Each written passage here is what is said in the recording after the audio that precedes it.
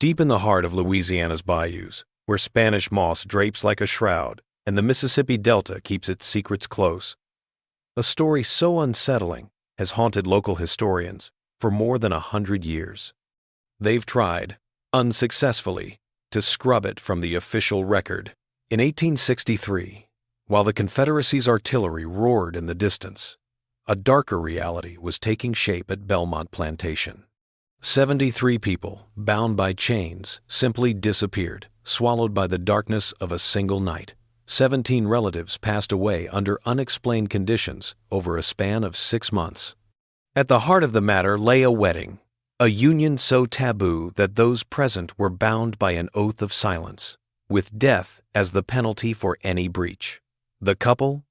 Cornelius Thibodeau, aged 67, and his granddaughter, Celeste Marie Thibodeau, a mere 16 years old.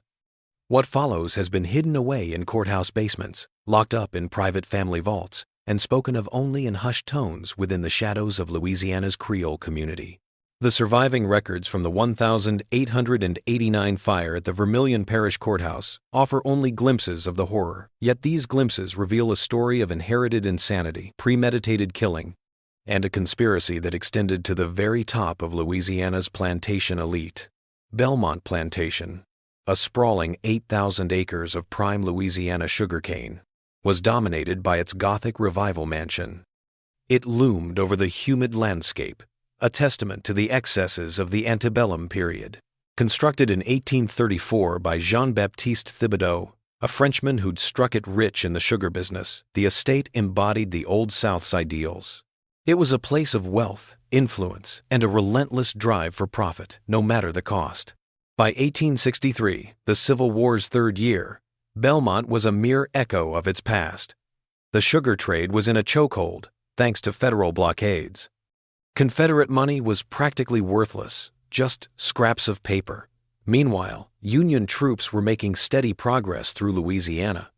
Cornelius Thibodeau, the plantation's master, had come into a fortune, yes, but also the peculiar traditions and fixations that came with his Franco-Louisiana roots. Cornelius was a tall man, easily exceeding 6 feet, and his gray eyes had a way of making you feel like he could see right into you. His face, a map of years spent under the Louisiana sun, bore a scar that sliced from his left temple down to his jaw. It was a souvenir from a long-ago duel, and it earned him both respect and a measure of fear from anyone who crossed his path. His wardrobe was perpetually black, a choice that had given rise to the moniker L'Orbeau, the Raven, among those enslaved on the plantation. The Thibodeaus, unlike most plantation families, had a distinct character. While others in their community amassed wealth through established avenues, the Thibodeau family cultivated discreet ties to the surviving vestiges of Louisiana's colonial French nobility. They also adhered to customs that stretched back even before the city of New Orleans was born. They were members of a secretive group, Le Gardien du Sang-Pur, the Guardians of Pure Blood.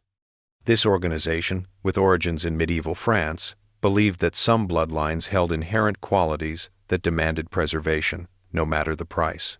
This clandestine society, hidden away in Louisiana's Creole parishes, was convinced that carefully orchestrated marriages within certain bloodlines would safeguard more than just riches and status.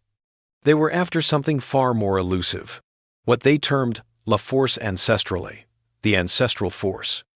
The members wore elaborate silver medallions, each one etched with a symbol of a gnarled family tree.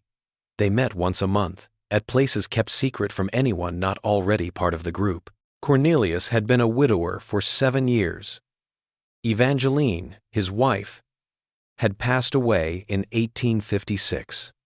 The family doctor, ever tactful, had noted consumption as the cause of death.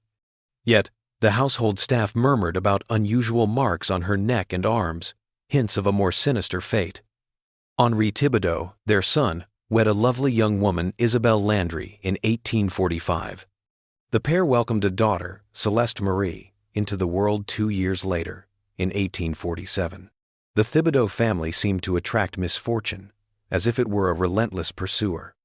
Henri and Isabelle met their end in a carriage mishap back in 1863, coinciding with the Union Army's increasing control over Louisiana. The official account explained that the horses, startled by the cannon fire from a nearby clash, had bolted. The carriage then careened into a bayou, and both parents were lost to the water. Yet, multiple witnesses claim to have heard the crash long before any military operations commenced nearby. Furthermore, the carriage was discovered with its axle intentionally broken, a detail that pointed to sabotage, not a mere accident. This left 16-year-old Celeste Marie as the last remaining heir to the Thibodeau wealth, a position that made her one of the richest young women in a Louisiana ravaged by war. She was, by every measure, stunningly beautiful. Creole society admired her classical features. Skin the color of olive oil, dark hair cascading in natural ringlets to her waist, and eyes that, depending on the light, shifted from a deep emerald to a lighter shade. Beyond her looks, Celeste had a sharp mind that often unsettled those around her. Fluent in French, Spanish, and English, she had an education that would have impressed most men. She also possessed a disconcerting knack for cutting through the deceptions and facades of the grown-ups in her life. The plantation's history was stained with shadows, concealing far more than the usual horrors of human bondage. The slave quarters at Belmont were laid out differently than most. Instead of the usual parallel rows seen on other plantations, they were arranged in a complex geometric pattern. From above, it resembled a vast ritual circle. The enslaved lived under a shadow, a pervasive dread that extended beyond the lash of their master's whip. The Belmont disappearances, as local legend had it, were a grim reality. Enslaved people simply vanished, leaving behind no trace. Their disappearances were chalked up to runaways or the inevitable toll of illness. The reality, however, was much darker. Deep within the plantation's farthest reaches, concealed beneath a canopy of venerable live oaks, their limbs heavy with Spanish moss, rested a cemetery. It was a place that existed nowhere on any official map. Here, rough-hewn wooden markers stood, their surfaces devoid of names, just numbers etched into the aged wood. By the year 1863, the count of those marked graves had surpassed 300. On the morning of September 15th, 1863, with the autumn mist curling up from the bayous and Confederate deserters slipping through the Louisiana wilderness like shadows, Cornelius Thibodeau dropped a bombshell that even the most jaded plantation folk couldn't ignore. He declared his intention to wed his granddaughter, Celeste Marie, and the ceremony was to take place within the month. The news arrived during a meeting that should have been unremarkable, a simple check-in with Etienne Boudreau, his superior. Boudreau was a man known for his harshness, a reputation for cruelty that even the people of antebellum Louisiana would have found excessive. Boudreau, a wiry man with a calculating gaze and hands forever marked by tobacco, was poring over the plantation's worsening financial woes when Cornelius's words, delivered with a certain urgency, drained the color from the overseer's face. "The answer isn't to sell off property or cut back on what we do," Cornelius stated, his tone steady, as if he'd never been challenged in his life. It was tucked away in a clause of our family charter, a stipulation my grandfather, in his wisdom, had woven into the plantation's legal foundation. He retrieved a leather-bound document case from his desk, its brass fittings tarnished with age, the surface marred by years of use. He pulled out a bundle of papers, the text a jumble of old French legalese. The ink had turned brown with age, yet the words remained readable. His voice, as he read, became almost a chant. The Belmont Plantation's founding charter, a royal grant from 1834, stipulated that all land, possessions, and holdings were to stay within the Thibodeau family's direct bloodline forever. If anything jeopardized this lineage, emergency measures could be put in place to safeguard the family's legacy. He ran his finger along the ornate letters, then went on. These measures grant the patriarch the right to marry any direct female descendant, solely to keep control of all properties and assets. Boudreau could only stare at his employer, speechless. Even in Louisiana, Where Creole families had a history of carefully arranged marriages to safeguard their wealth, Cornelius's account ventured into territory that transcended mere social custom. It wasn't just odd, it was an affront, a thing that broke both the law and the natural order. "Sir," Boudreau stammered at last, "you can't be serious. The girl is your granddaughter." "This is such a union," Cornelius cut him off, "would be entirely legal thanks to the emergency provisions in our charter. More to the point, it would keep Belmont firmly in Thibodeau hands, just as God and our forebears intended." Boudreau's protest faltered, dying on his lips as he saw something that chilled him to the bone. A silver medallion, barely visible beneath Cornelius's white collar. He'd seen it before, worn by other plantation owners, members of Louisiana's most secretive and influential societies. The medallion's design featured a family tree, but this one was different. Its branches twisted and turned, creating a dizzying pattern that was almost painful to look at. That night, with the plantation shrouded in ominous storm clouds and lightning painting the sky with jagged strokes, Cornelius called Celeste to his study. The room practically pulsed with the Thibodeau family's history. The oil portraits of long-gone relatives stared down from the walls, their gazes unsettlingly fixed on anyone who ventured inside. Leather-bound ledgers, chronicling sugar harvests, the buying and selling of slaves, and various financial dealings, crowded the tall bookcases. The imposing mahogany desk, a centerpiece, showcased mementos of the family's French heritage. Among these were an elaborate letter opener, once owned by Jean-Baptiste Thibodeau, a crystal inkwell presented by a Louisiana governor, and a set of documents, their seals, red wax, and ribbon. Celeste stepped into the room, her movements a study in the poise she'd been taught from a young age. Yet her green eyes betrayed a fatigue, a heaviness that hadn't been present before her parents were gone. Her grandfather's justifications for the family's misfortunes had begun to ring hollow, and a recent shift in his demeanor had triggered every warning bell she had. "Have a seat, please," Cornelius instructed, indicating the chair facing his desk. The setup had her facing away from the sole entrance, a fact she couldn't ignore. "We need to talk about what's ahead for you, and for everything your family has worked so hard to create." The plantation's air crackled with the distant rumble of thunder. Cornelius, however, was undeterred.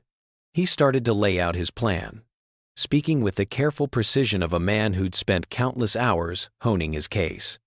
He spoke of family duty, of the weight of generations, and the sacred trust that ran through their veins. His voice had a mesmerizing effect, almost as if it were crafted to make people agree with him. But Celeste wasn't swayed by his words. Instead, she concentrated on the small things that gave him away, the way his fingers tapped out a rhythm on the desk, mirroring the gnarled tree emblem on his medallion, how his gaze always seemed to drift, never quite landing on her, and, most unsettling, the faint smile that tugged at his lips when he mentioned her parents' passing. "The wedding set for October 13th, he said, his tone flat, almost as if he were discussing a deal.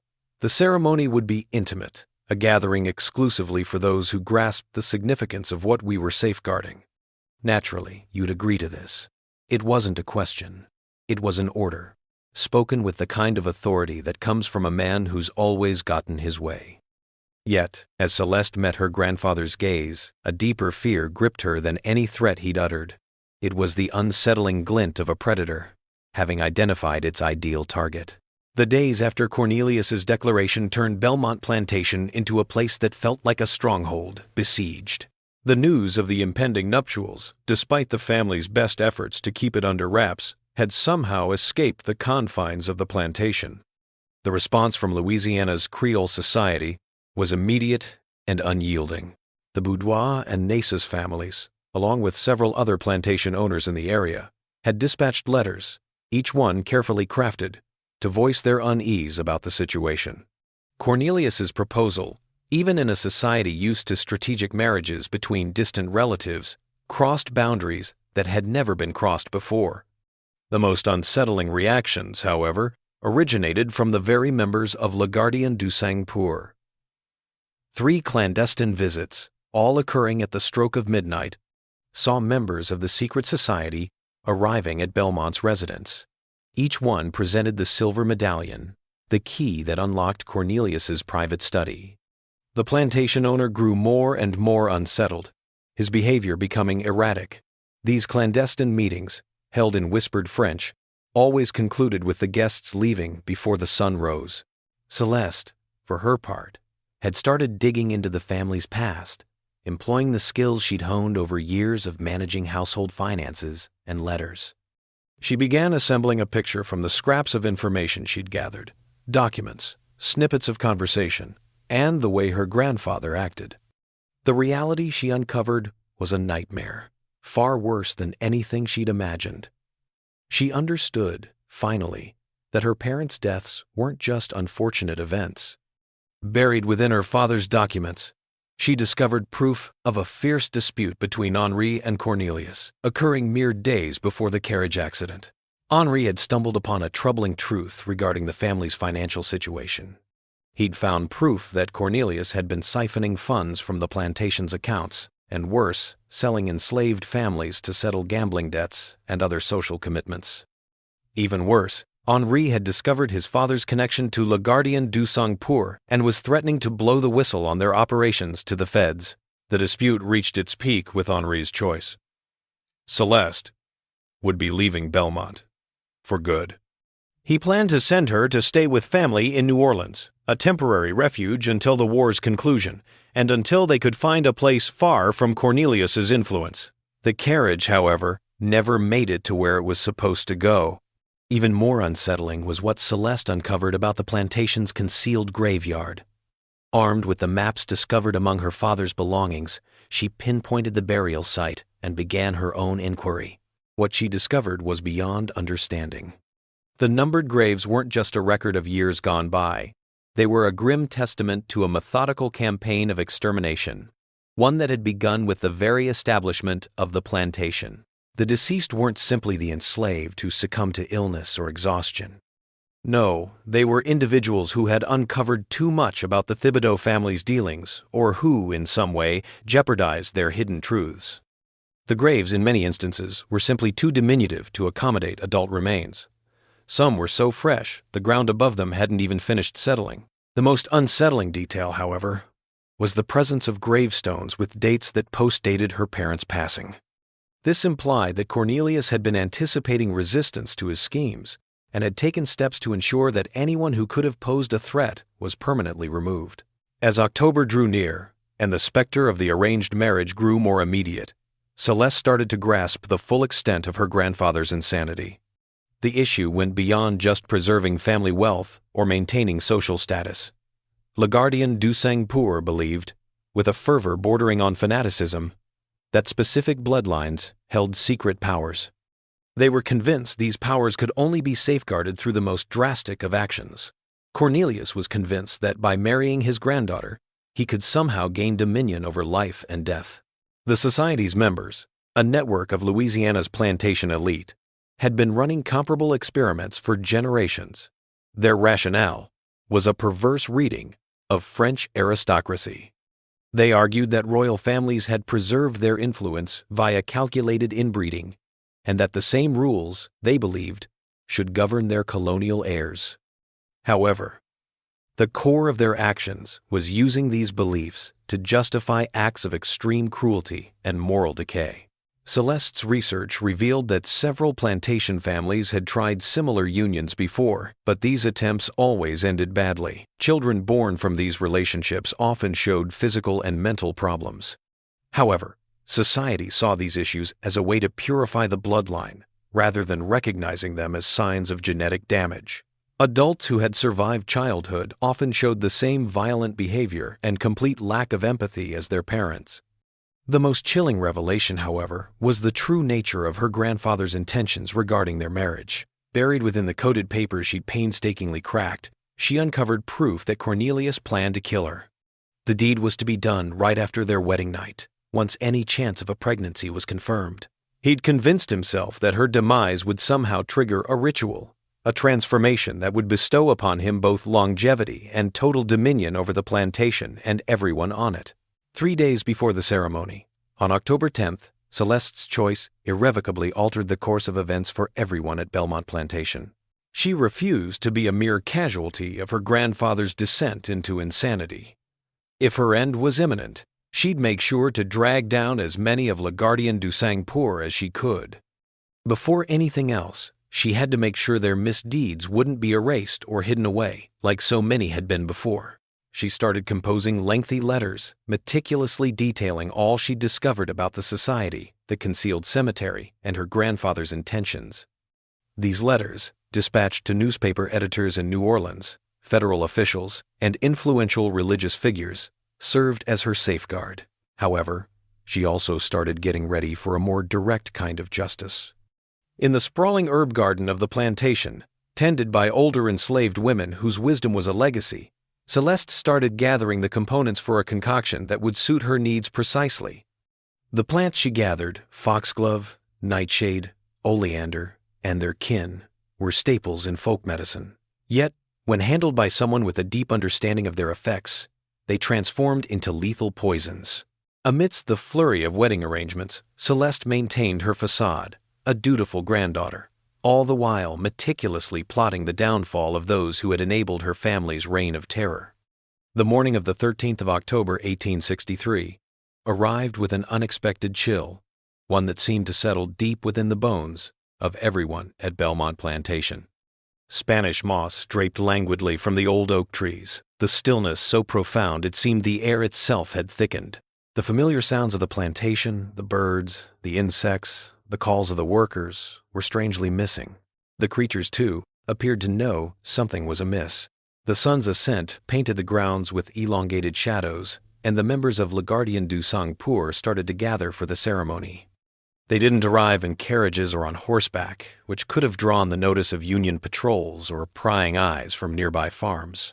Instead, they used more discreet methods, coming under cover of darkness and then hiding in the plantation's outbuildings until the moment was right. The silver medallion, a symbol of their status as guardians of the pure blood, hung from each man's neck. They moved with a certain swagger, as if they were untouchable, above the reach of both earthly justice and any higher power.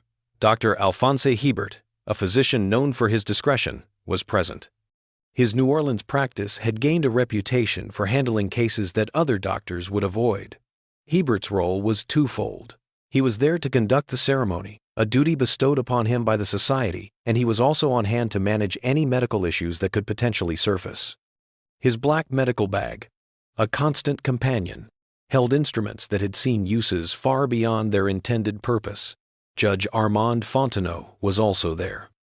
His role within Louisiana's legal framework gave him the power to craft official documents, lending a veneer of legitimacy to even the most dubious dealings.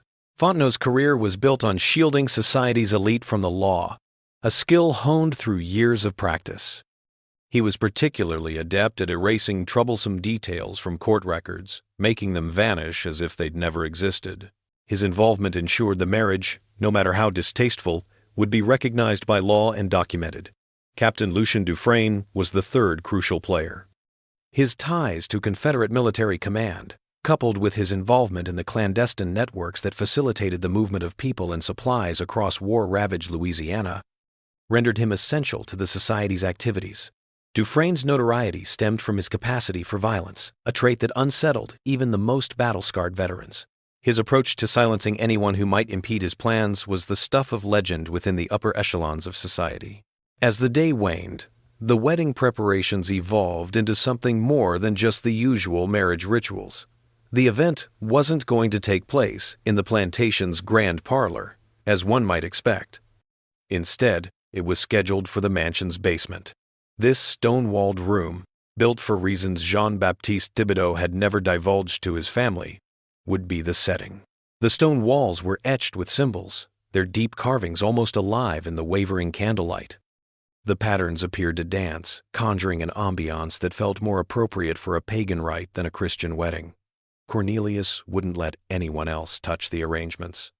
He personally supervised everything, from the careful placement of black candles around the room to the precise positioning of chairs for the society members who would bear witness. His actions grew more erratic as the day wore on, a manic energy bubbling to the surface.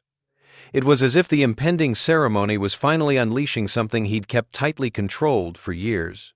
He often spoke to no one, holding forth with ancestors conjured from the depths of his mind, and his gaze had become unsettlingly vacant, hinting at either a break with reality or the effects of some sort of drug. Celeste, however, had sequestered herself in her room all day. Ostensibly, she was getting ready for the ceremony, but in reality, she was putting the finishing touches on her own scheme of retribution. The concoction, derived from the plantation's toxic flora, was complete. She'd meticulously portioned it into doses, each calibrated to produce a specific outcome based on the quantity ingested. Certain elements were crafted to ensure instant demise, whereas others were engineered to manifest symptoms hours down the line. This delay would give her the chance to evade detection until it was far too late for anyone to intervene. Her wedding gown, a delicate blend of white silk and French lace, once the property of her grandmother, had been modified. Secret pockets were now sewn into the fabric, perfect for discreetly stashing the tiny glass vials that held her carefully measured concoctions. To the casual observer, she seemed like a frightened girl, ready to capitulate to whatever fate had in store. Yet, behind those green eyes, a sharp mind was at work. It had inherited her grandfather's cold-bloodedness, but also the moral compass he'd long since discarded. As dusk settled and the ceremony's start time loomed, Celeste put the finishing touches on her arrangements. She opened her mother's jewelry box and took out a tiny silver locket, a piece that had been in the family, passed down from mother to daughter for as long as anyone could remember. Inside the locket, rather than the expected image or a strand of hair, she tucked a slip of paper. It bore a single, carefully penned sentence: "The sins of Belmont Plantation end with me." At 8 sharp, with storm clouds massing and distant thunder echoing like a celestial drum roll, Cornelius rapped on Celeste's door. He was there to take her to what he hoped would be the final act in his family's saga. As she opened the door and linked her arm with his, her smile radiated a calm acceptance. He didn't register the subtle swell of her dress, where the glass vials pressed against her ribs, nor the way her unoccupied hand appeared to gently stroke something concealed within the fabric of her skirt. "Are you ready, my dear?" he inquired, his voice a quiver of excitement. "I've never felt more prepared for anything," Celeste said. The reality of it, however, was far deeper than her grandfather could have ever conceived. The basement of Belmont Plantation had become a place that felt utterly divorced from both the present and any sense of propriety. Black candles, their flames flickering, created shifting shadows on the stone walls. These walls, etched with symbols that predated Christianity's presence in Louisiana, held a history all their own. The air, heavy with the cloying sweetness of incense from brass censers, struggled to conceal the underlying smells. Damp earth mingled with something darker, a lingering scent of death that seemed to seep from the very stones. The society members formed a circle, encircling the crude altar. Their silver medallions, catching the candlelight, cast shifting patterns that seemed to writhe with a life of their own, a malevolent one. The men, clad in formal evening wear, stood in the basement. It was as if their tailored suits could somehow lend an air of dignity to the grotesque scene unfolding before them. Dr. Hebert stood at the altar, a leather-bound book clutched in his hands. It looked nothing like any holy book you'd ever seen. The book's cover was a disturbing shade of flesh, and the pages, brittle with age, were inscribed with a script that seemed to pulse and change under the dim glow. This was their unholy scripture, a compendium of rituals and beliefs. It had been built up over generations, a testament to their warped understanding of bloodline preservation. Cornelius guided Celeste down the stone steps, and the air in the chamber felt noticeably cooler. Several candles sputtered, threatening to extinguish themselves. Judge Fontenot, in a low voice, grumbled about atmospheric disturbances. The words held a special significance for those in society who thought their ceremonies could sway the elements. Celeste glided forward, the picture of serene elegance, as if she were on her way to a wedding. Yet, a keen observer would have seen her eyes darting, a silent inventory of the men in the room. She was mentally mapping the exits, the possible weapons, and the precise angles and distances, much like a general plotting a strategic assault. Her grandfather, caught up in his own self-importance, failed to register any of it. The ceremony commenced with Dr. Hebert, his voice a deliberate rhythm, reciting passages from the society's proscribed text. It was a cadence meant to draw everyone, those participating and those observing, into a kind of trance. The words were a strange mix of corrupted Latin, Old French, and phrases from languages that were no longer spoken. His words were met with a soft, collective hum from the others, a sound that blended seamlessly with his own. It was as if the plantation itself, the stone walls, and the ground beneath were vibrating in response. Captain Dufresne stood guard by the chamber's lone doorway. He claimed it was to maintain order, to keep the ceremony undisturbed. The truth, however, was that he intended to keep everyone inside until the final act was finished. His fingers drummed lightly against the worn hilt of a cavalry saber, a relic of his time in the service, and his gaze was a constant sweep, scanning for any hint of defiance or a chance to flee. Judge Fontenot was prepared, the legal papers ready to cement the union. His pen hovered above the meticulously prepared documents, a reflection of the care he always took in his work for the society. These papers would do more than just make the marriage official. They'd hand over full legal control of Celeste's inheritance to her new spouse.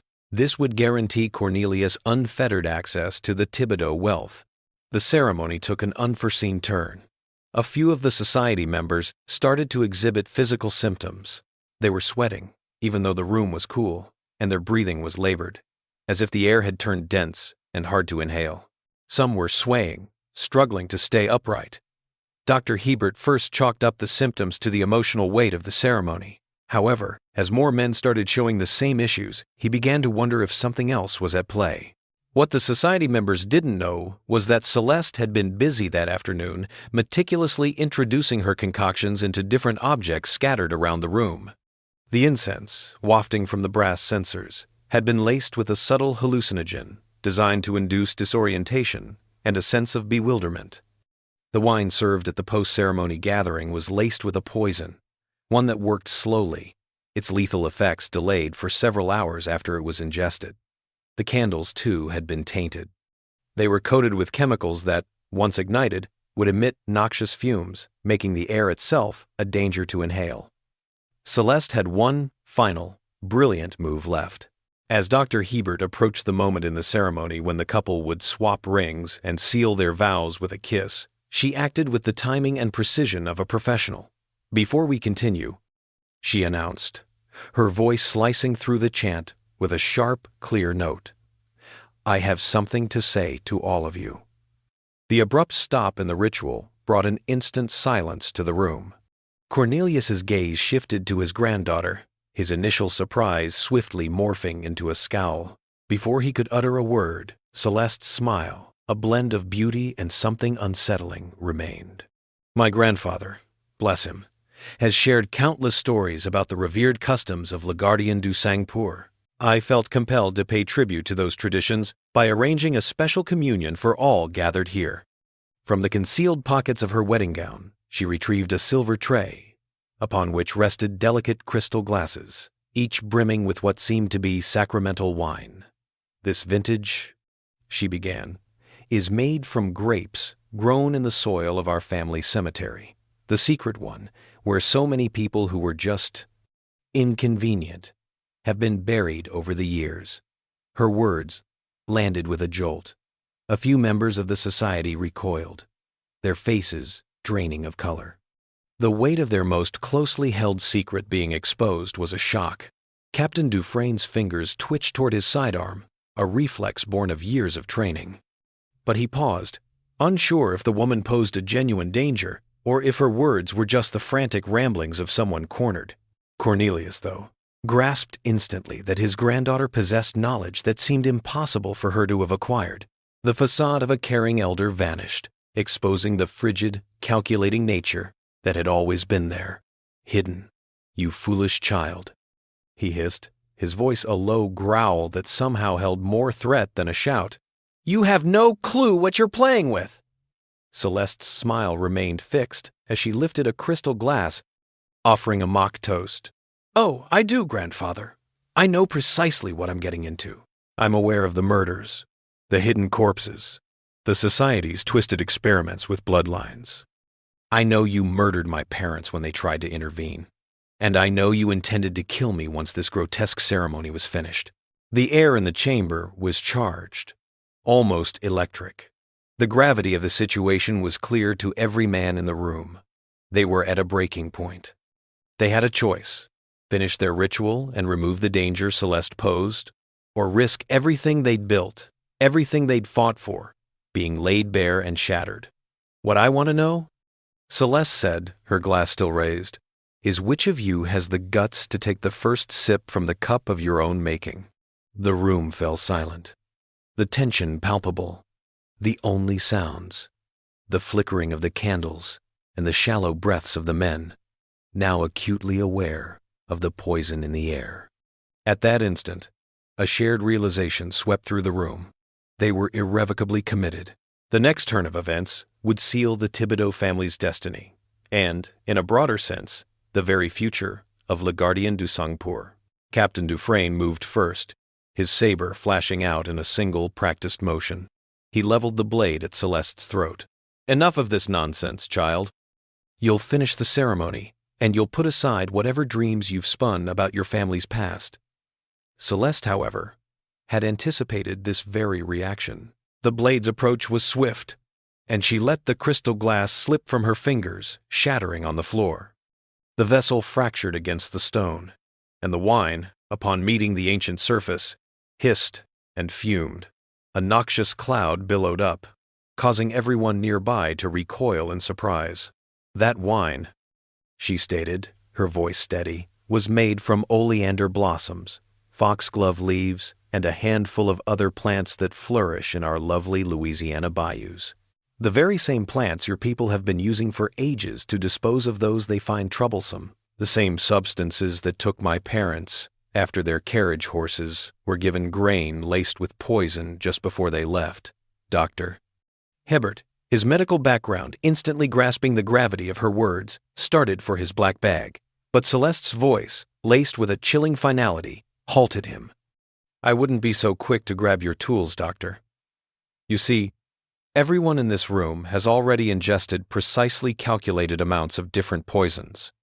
The incense you've been inhaling is laced with compounds that target the nervous system. The wine you tasted earlier was spiked with substances that are now circulating in your blood. Even the candles are burning chemicals that become more toxic the longer you stay here.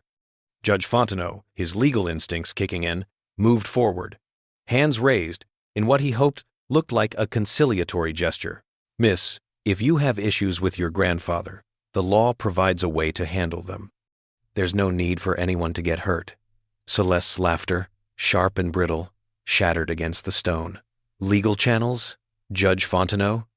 You've dedicated your life to making sure there were no legal avenues to hold Le Gardien du Sang-Pour accountable. How many documents have you forged? How many death certificates have you rubber-stamped? How many murders have you helped cover up with your legal sleight of hand? The judge's face drained of color as the reality of his own crimes, now exposed and catalogued, hit him. Before he could even get a word out, Cornelius surged ahead, a tempest of rage. You ungrateful little witch, he spat, the veneer of civility he'd worked so hard to maintain shattering at last. Do you even understand the lengths I've gone to? The things I've given up? To keep our family's name alive? To make sure the Thibodeau legacy would last? I know precisely what you've done, Celeste answered, her voice a blade, sharp enough to cut. I found them, grandfather. The records. Every murder, every victim, meticulously noted, catalogued, and numbered. 317 graves in your hidden cemetery, each one a testament to a life extinguished, a person who dared to oppose your plans. She pulled out a leather journal from a concealed pocket, its pages filled with her grandfather's precise script. Enslaved individuals who became too knowledgeable about the workings of the world. Nearby planters who probed too deeply. Government officials immune to corruption. Even family members who hinted at revealing the truth. As she spoke, she retreated toward a section of the chamber wall, which looked like solid stone, but which she knew concealed a secret passage. It was one of several escape routes Jean-Baptiste Thibodeau had incorporated into the plantation's design, a precaution that now seemed painfully obvious. My parents found out, didn't they? She said, her voice trembling with a sudden surge of feeling. They uncovered proof of your embezzlement, the murders, your connection to this monstrous society. They were going to remove me from Belmont, weren't they? Separate me from you and your schemes to keep the bloodline pure. Cornelius's reply was a furious roar, a sound that rattled the walls of the room. They were pathetic. They couldn't see the grand design we were crafting, the fortitude to make it happen. What you were crafting, Celeste retorted, was an empire built on death and misery. What you called strength was simply the cowardice of men who couldn't face the fallout of their deeds. Captain Dufresne, seeing that things had gone completely off the rails, drew his saber. He then charged at Celeste, aiming to eliminate her once and for all. The young woman, however, had inherited more than just her grandfather's sharp mind. She'd also gained his knack for survival and a readiness to do whatever it took to get what she wanted. The blade's arc was swift, but Celeste was quicker. She activated the concealed mechanism, and the secret passage swung open. At the same instant, she hurled the last of her silver tray's contents, a scattering of food and drink, right into the faces of the approaching society members. The crystal glasses exploded, scattering shards across the stone walls. A noxious cloud of vapor erupted, swiftly enveloping everyone present. "Doctor!" Hebert's scream echoed through the room as the corrosive substances hit his eyes. The pain was immediate, and he was momentarily blinded, which caused him to collide with Judge Fontenot. Captain Dufresne's sword swing missed its mark, his coordination faltering. The neurotoxin Celeste had been releasing had finally reached a concentration that impaired his motor skills. Yet, Cornelius, fueled by a fury that appeared to defy the debilitating effects of any toxin, pressed on, chasing his granddaughter, even as she vanished into the concealed corridor. His voice trailed after her, a whisper in the night, laden with threats of vengeance. The chilling part? He was a man who had already demonstrated his ability to deliver on those threats. "You can't run from yourself," he bellowed, his voice reverberating off the cold stone walls. "The blood of LaGuardian courses through you. You'll become precisely what I am, because that's what our family was always destined for." The basement, once a simple room, was now a complete wreck. The toxic substances Celeste had unleashed were now at their most potent, and the society's members were suffering. Hallucinations and total physical collapse were just a few of the symptoms they were enduring. Dr. Hebert, his medical bag abandoned in his pain, was raking his fingers across his face, shrieking about the apparitions of those he'd assisted in killing. Judge Fontenot slumped against the altar, his frame racked by the poison's gradual assault on his body. Yet, the most unsettling image was Captain Dufresne. He'd somehow clung to enough awareness to comprehend his own fate.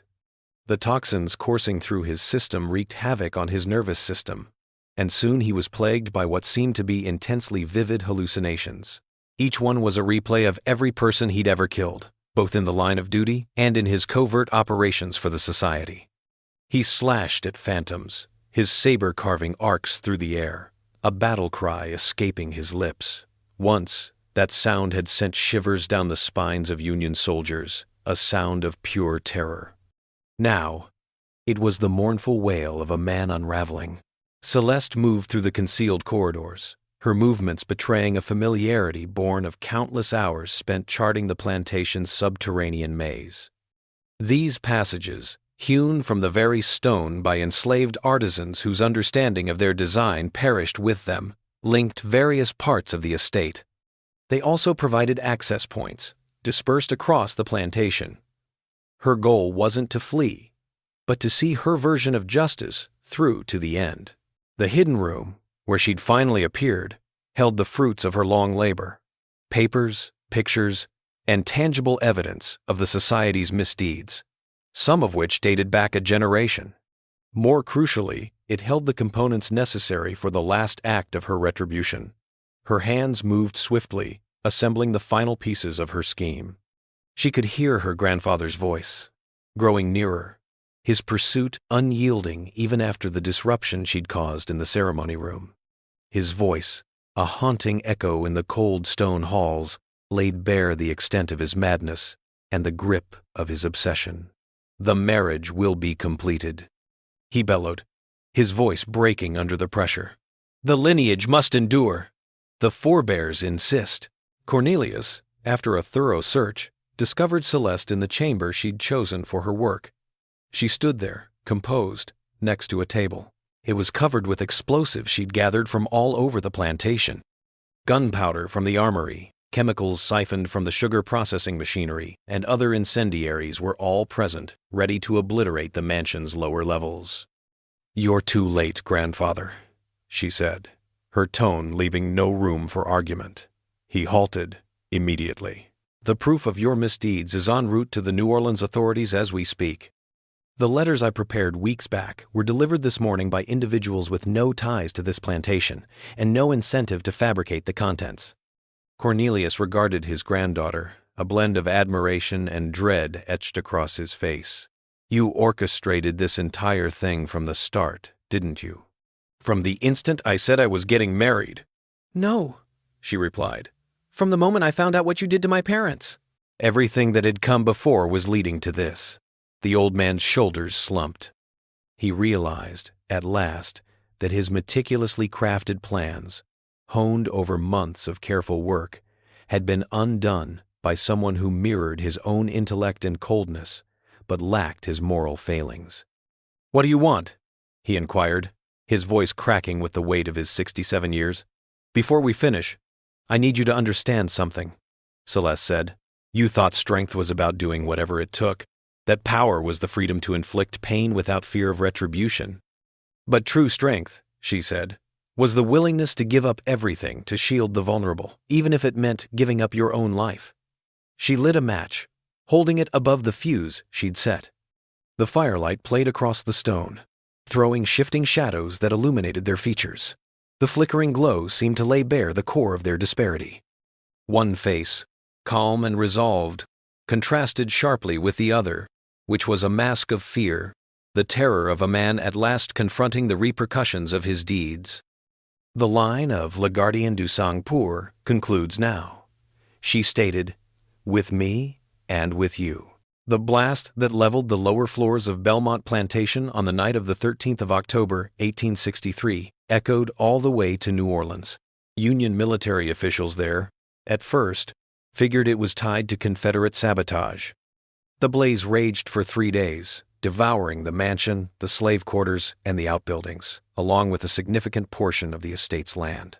Union investigators, upon their arrival, filed official reports detailing the devastation. They attributed the destruction to an accidental explosion within the plantation's powder magazine. The likely cause? Confederate deserters, perhaps hoping to pilfer gunpowder and ammunition. The explanation was accepted without question, partly because it matched known patterns of destruction seen in wartime. Additionally, the evidence that might have suggested other causes was completely destroyed by the fire. The investigators, for all their efforts, never uncovered the truth. Celeste's meticulously orchestrated revenge had, in fact, exceeded her wildest dreams. The blast had wiped out everyone in the basement, a grim certainty. Yet, the subsequent fire did more than that. It consumed the plantation's main house, the very place where she'd carefully stashed extra incendiaries. The goal? To obliterate any trace of the society's clandestine operations. Crucially, the letters she'd painstakingly composed and dispatched to different authorities had arrived, and federal officials, experts in unraveling Confederate plots, were already on the case. The letters, meticulously crafted by someone who clearly knew the legal ropes, laid bare the inner workings of Le Gardien du Sang-Pur. They detailed the group's members, their actions, and the secret holdings scattered across Louisiana.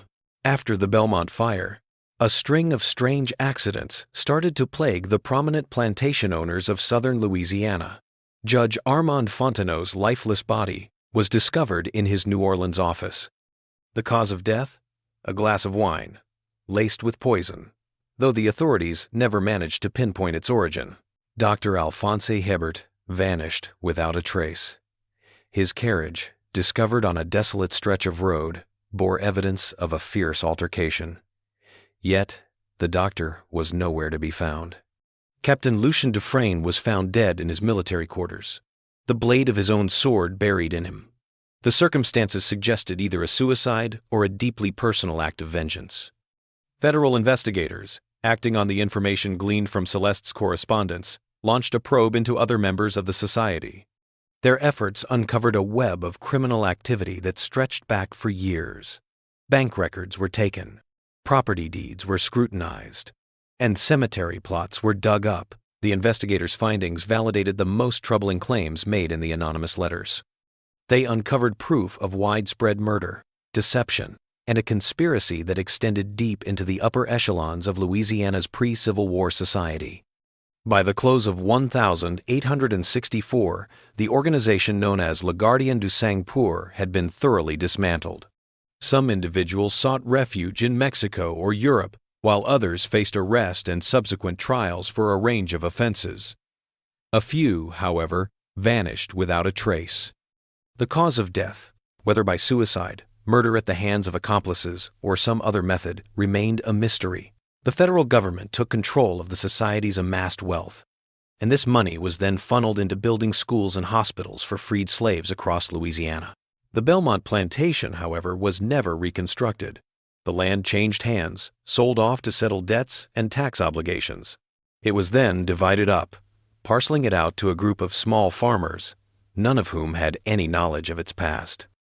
Despite the passing years, the locals still steered clear of the mansion's former site, insisting the very soil was tainted. On still nights, odd noises began to surface.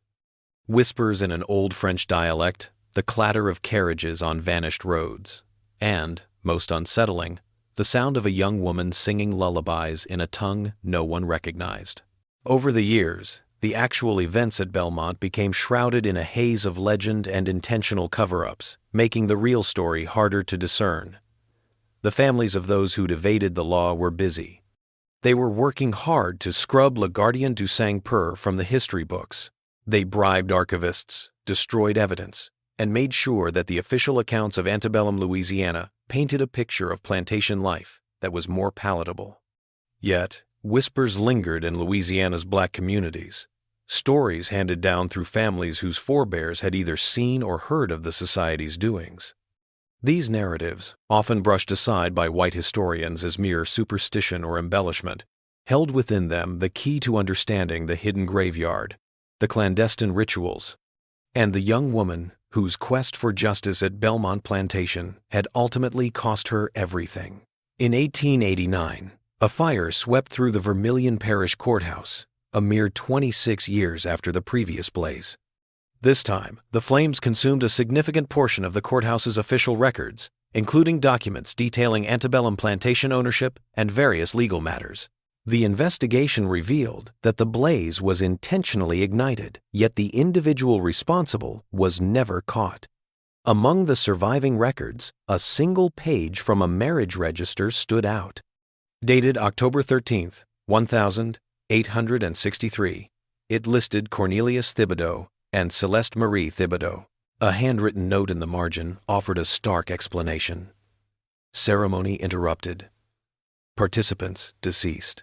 Modern historians, when examining the scattered evidence about Le Gardien du Sang-Pur, often dismiss the more extreme claims. They see them as either wartime propaganda or as exaggerations of relatively minor scandals that arose after the war. Critics argue that the supposed actions of the society would have been impossible to keep hidden from the authorities. Furthermore, the sheer size of the alleged conspiracy would have necessitated the involvement of hundreds of individuals, spanning several parishes. Yet, every so often, those poring over Louisiana's historical records stumble upon evidence of a more unsettling reality. Property deeds reveal the same families amassing enormous landholdings, their control secured through marriages that flouted both legal and societal norms. Medical records paint a picture of genetic anomalies, suggesting a history of inbreeding. Cemetery plots, too, tell a story, with far more graves than the official death toll would indicate. And then there are the financial records, which show regular payments from plantation families to individuals whose roles remain vague, yet whose work involved traveling across Louisiana and conducting business shrouded in secrecy. In 1963, a century after the Belmont fire, construction crews poised to erect a shopping center on a portion of the old plantation land stumbled upon something that momentarily rekindled curiosity about the area's past. During the foundation work, the crew stumbled upon what looked like a mass grave. The remains of dozens were there, and many bore the marks of a violent end. Local authorities swiftly moved to conceal the find, attributing the remains to Union soldiers, likely casualties of a Civil War battle whose details had been lost to time. However, some of the construction crew unearthed artifacts within the remains that didn't align with the military gear from the 1862. These objects seemed far older, featuring silver medallions adorned with unrecognizable symbols and documents penned in languages that local experts couldn't decipher. The authorities seized these artifacts, and they've remained inaccessible for any independent scrutiny. The site of the former Belmont plantation is now home to a suburban community. Residents there sometimes experience odd occurrences. They hear voices in the night, detect the scent of burning wood despite the absence of any fires, and hear the sounds of horses and carriages on streets where such vehicles are no longer seen. Many locals simply chalk up these accounts to flights of fancy or the lingering impact of the neighborhood's troubled past. Every October 13th, the local police field calls about strange happenings. People report lights dancing through vacant homes, the sounds of music and laughter echoing from places where no gatherings are scheduled, and, most unsettling, sightings of a young woman in a white dress. She materializes in windows or doorways, only to disappear when someone tries to get a better look. The events of that October night in 1863 at Belmont Plantation remain shrouded in uncertainty, their complete truth perhaps forever elusive. The proof is gone. The people who could have spoken are all gone, and the official documents have been scrubbed clean, erasing any mention of the unsettling details. Celeste Marie Thibodeau's legacy of bravery continues to inspire those who learn about her, showing that even in the most difficult situations, a person's willingness to sacrifice everything for justice can overcome generations of wrongdoing.